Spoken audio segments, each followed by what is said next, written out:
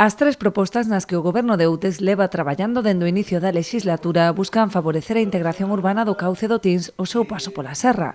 O primeiro deles, que xa conta co financiamento do Plan de Sustentabilidade Turística da Ría de Murosnoia, contempla a humanización da praza do Concello e a mellora da conexión co paseo fluvial.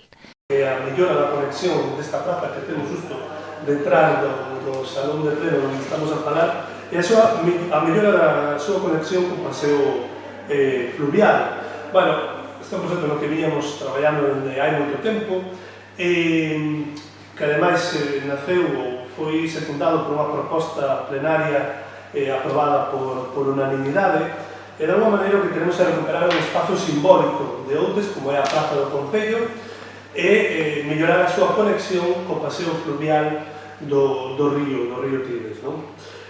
O Concello traballa nun segundo proxecto presentado ao Plan Urbe da Consellería de Medio Ambiente que suporía un investimento duns 80.000 euros. Contempla unha bancada para conectar o paseo fluvial e a Casa da Cultura co centro urbano. De cara ao que é a grada, a grada pretende ser unha nova conexión, unha porta de entrada á Horta do Muiño, o paseo fluvial, que está un pouco oculta en todos os puntos de vista do centro da Serra de Outes.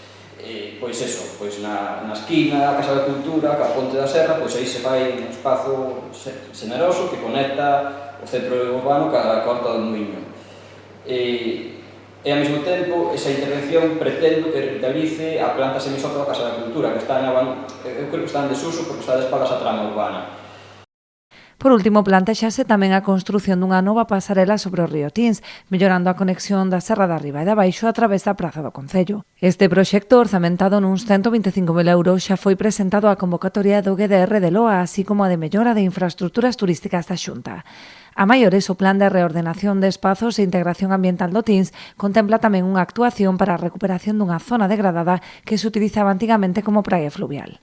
Pero que a maiores completarase co análise do que sería esa, podría ter diferentes nomes, pero que foi antiguamente unha praia fluvial, é dicir, como poder tocar ese río, non? Como poder entender como sube baixa os ríos cauces, pois será tamén parte deste proxecto.